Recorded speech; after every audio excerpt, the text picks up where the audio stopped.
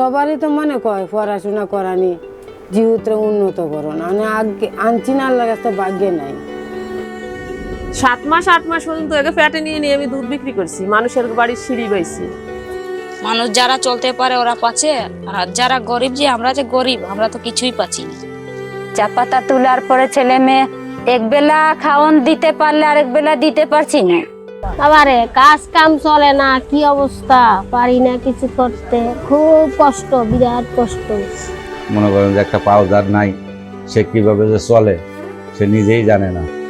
এর হাঁটা চলা কষ্ট, মনে করেন যে দুটা লাঠির উপরে নির্ভর করে মানুষ চলাফেরা করে।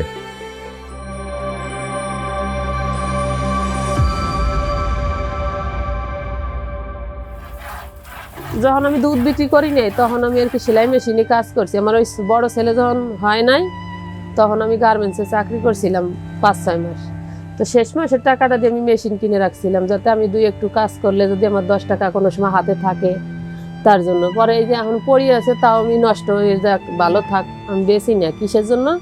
যে সময় তো একটা কাজে আমার লাগতে পারে, আমার জিনিসটা বেঁচে ফেললি তো আর আমি কিনতে পারবো না সহজে। তারপরে সেই মনে করেন ওই এরকম করতে করতে অনেক কষ্টে দিন কাটছে। 2 বছরে 2 মাস শুধু নিম পাতা দিয়ে ভাত খাইছে। এই একটা ছেলে আছে ছোট, ওই ছেলে সহই। কারোর কাছে আর যাওয়ার মতো সিস্টেম পাই না, যে কারোর কাছে যাবো, যে বলবো যে আমি এই সমস্যায় আছি, কেউ দেখেও না।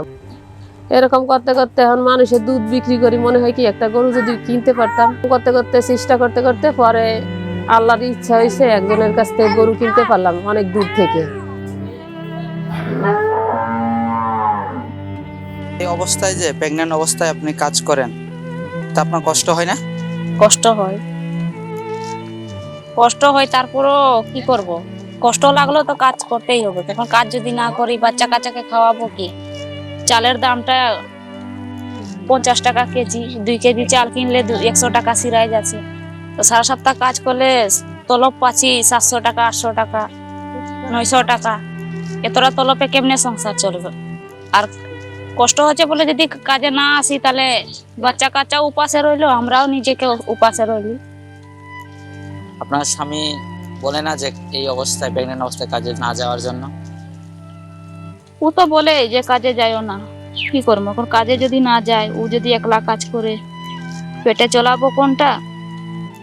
2টা বাচ্চা যে সকাল সন্ধ্যা হইলে 5 টাকা দিয়ে 10 টাকা দিয়ে এটা চলাই লিখবো, কেমনে চলাই লিখবো? ও তো কাজ করবে, বাইবি কাজ। ধর না 2টা বাচ্চা আছে, আমাকে দেখে যাবে, 3 বেলা পেটে ভাত জোগাড় করবে। আর কিস্তি বাড়ি যে আছে, কিস্তি বাড়ি চলাই লিখবো কোন? ওই লাগেও যাতে নাই বলে কাজে, তারপরও কাজে আসছি। আপনি যে টুকরি বাঁধে, টুকরি বাড়িতে এমনিতে কেমন ইনকাম পাতি কেমন? বড় ধর 300 টাকা। 300 টাকা দিয়ে এই যে 5 জন মানুষ, 5 জন মানুষ যেদিন মরাই আমার সাথে এটা তো মনে আইছি আর তো মনে যায় মার্কেটে। ঘর ভাড়া কত দেন? 3,500। আর খাওয়ার খরচ কেমন যায়? খাওয়ার ঘর যা 3-4 3.5 মতন যা। আপনি 300 টাকা করে যদি করেন, ঘর ভাড়ার খাওয়ার খরচ 5 জন মানুষ 3,500-4,000 টাকা হয়ে যায়। হয়ে যায় কিনো মতন চলে যাও। অসুখ বিসুখ হইলে যখন ঠিক করি আর অসুখ বিসুখ হয় না, ফুলা পানের অসুখ হয়, নিজের আর অসুখ হয়, তেজন বিপদ হয়ে। আর নাহলে তো কোনো রকমের কিনুক দিন এই যে মেন্টি পাওয়া যাইলে পাই না, আর কিনুক দিন এমন হয় 1 টাকাও পাই না, আর কিনুক দিন 300-400 পাই। এই ছোটো ছোটো বাচ্চা দিলে বিদেশে তাই কি রঙে তাই মনে দেশে যান, নিজে কাজ করতে আসছি না। এমন তো নিজেও যায় পরে বাড়ি 2টি আনতারি আনলে তো অনেক, এই তো একই সমস্যা, ঘর ভাড়া দেওয়া লাগে, যা আনি তো ঘর ভাড়া দেলাই তাই না। নিজের ডানি যা চলে এই ঠিক মতন চলে যায় নাহি, কিনো মতন গেলে আপনি তো জান চলে যায় তারি। এখন কি তাহলে এমন করে জীবন চলে যাবে? কি করা যাবো? মানে যে বাল বাচ্চা 2টো শিয়া নয় দেশনে করা যায়, বাল বাচ্চা তো ছোট ছোট। এই চা বাগানে পাতা তুলতে কেমন লাগে? বেজান কষ্ট লাগে চা বাগানে পাতা তুলতে, রোদে গরমে কত জ্বালা যন্ত্রণা হয়। আমরা কাম করছি, চারা বাগানের মানুষ তো রুটি চাপা নিয়ে না খাবি, আর কি খাবি? কিছু খাওয়ার মতন আছে? চাল ভাজাও আছে, মুড়িও আছে। মজুরি কত চা বাগানে? চারা বাগানের মজুরি 170 টাকা প্রতিদিন? প্রতিদিন। এটা কি সাপ্তাহিক নাকি মাসিক? সাপ্তাহিক। আপনার জীবনে সবচেয়ে আনন্দের ব্যাপার কোনটা?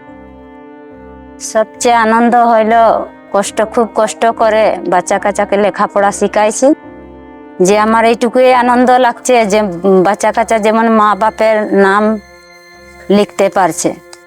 এত কষ্টে আমরা জীবন যাপন খাটাচ্ছি, তাছাড়া আমরা কর্ম করতে করতে আমাদের জীবনটাই শেষ হয়ে যাচ্ছে। পাহাড় পর্বত ভাঙতে ভাঙতে 170 টাকা দিয়ে করে তো আমাদের পেটে রোজগার তো হচ্ছেই নাই, ছানাপুনাকেও খাওয়াতে পারছি না। স্বামী যদি অসুস্থ হয়ে থাকে, ওই স্বামীর যন্ত্রণা এদিকে ছটপট করতে থাকি, এদিকে তোর চারা বাগানে আমি রোদরে কখন আসবো, ঘর 5 না বাজলে তো আমি ঘর আসতে নাই পারবো।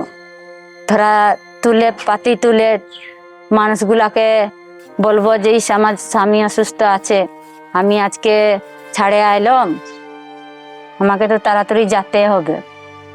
এইখানে রোজকার দিন গেলে দেখা গেছে যে আপনার 800 1000 এরকম কামাই করা যায় গাড়ি চালাইলে। এর কম হয়, একদিন একরকম হয় আর কি, সব দিন তো একরকম হয় না, দেখা গেছে একদিন কম হয় একদিন বেশি হয়। এই বাজারে বর্তমানে চলে না, কারণ এই বর্তমানে অনেক খরচ, সব কিছুরই দাম বেশি। আমার 2টা পোলাপান আছে, একটা ছেলে একটা মেয়ে, আমার বাবা মা আছে, ওনাদের নিয়ে খুব কষ্টেতে খুব চলছে। আমি প্রায় 7-8 বছর খুব কষ্ট করে চলছে, ওনাদের চালাইছি, ছেলে মেয়ে চালাইছি, ছেলে মেয়েদের পড়ালেখা করাইছি, করানোর পরে এইভাবেই চলতেছিলাম। চলার মাঝে আমি আপনাদের দোয়ায় টুকটাক একটা ছোট্ট করে একটা গ্যারেজ নিয়েছিলাম, ওই গ্যারেজে কটা গাড়ি রাখতাম, ওর মাঝে আমি মোটামুটিভাবে চলতেছি, আল্লাহর রহমতে সফলভাবেই মোটামুটি চলতেছি।